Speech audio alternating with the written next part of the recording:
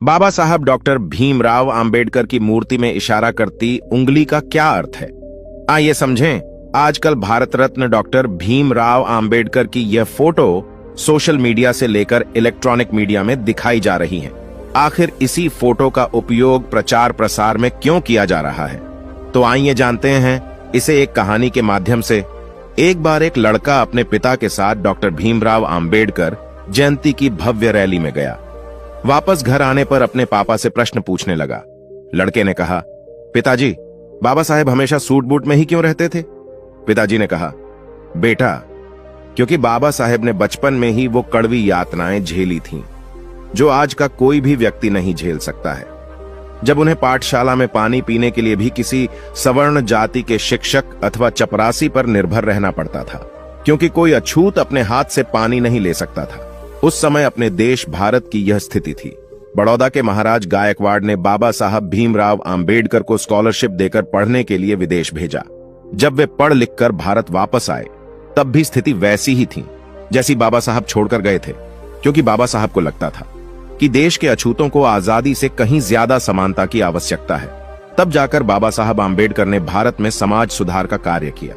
उन्हें लगता था कि मेरा समाज भी अच्छे कपड़े पहने, यदि मैं सुटबुट में रहूंगा तो मेरा समाज मुझसे प्रेरणा लेकर और मुझे आदर्श मानकर खुद भी सूट बूट पहनेगा।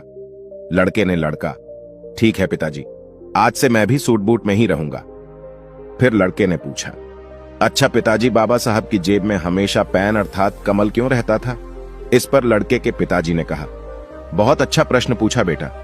कलम होने का मतलब है शिक्षित होना ही सबसे जरूरी काम है।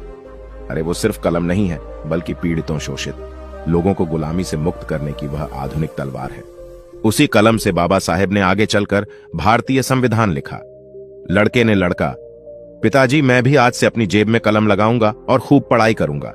लड़का आगे अपने पिताजी से कहता है कि पिताजी, मैं आपसे आखिरी प्रश्न पूछ रहा हूं। बाबा साहब उंगली का इशारा क्यों करते थे? आखिर इसकी क्या वजह थी और उनके हाथ में कौन सी किताब है? पिताजी ने कहा, बहुत अच्छा बेटा, बहुत सटीक और तर्कपूर्ण प्रश्न पूछा है आपने। बेटा, उनके हाथ में जो किताब है उसका नाम है भारतीय संविधान है। इस संविधान से भारत देश चलता है और यह संविधान बाबा साहब अंबेडकर ने बनाया है। इतना जातिवाद होने के बावजूद भी हमारे बाबा साहब ने हार नहीं मानी। वो लड़ते रहे और अंत में ऐसा संविधान बना दिया। न कभी ऐसा बना और ना ही कभी ऐसा बनेगा। विश्व का सबसे बड़ा लिखित संविधान अपने देश भारत का है। और बेटा, मैं गर्व से कह सकता हूं कि मैं इस भारत देश का निवासी हूं। इसी संविधान से सभी को समता, स्वतंत्रता